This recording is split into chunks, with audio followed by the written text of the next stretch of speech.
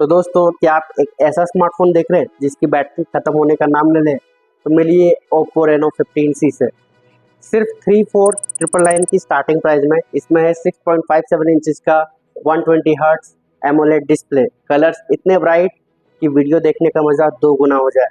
Camera lovers के लिए 50 megapixel का सेल्फी कैमरा फ्रंट में और बैक में 3 मेगापिक्सल का AI ट्रिपल कैमरा सेटअप। अब सोशल मीडिया के लिए परफेक्ट फोटोज बस एक क्लिक दूर है।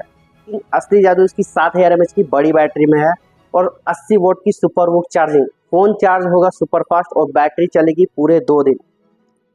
परफॉर्मेंस की बात करें तो स्नैपड्रैगन का प्रोसेसर मिलता है इसमें और 12 GB तक की रैम, मतलब कि गेमिंग या मल्टीटास्किंग एकदम स्मूथ। साथ में मिलता है IP69 की रेटिंग जो इसे पानी और धूल से बचाती है। तो स्टाइल और पावर का ये कॉम्बिनेशन आपको कैसा लगा, नीचे कमेंट सेक्शन में बताइए।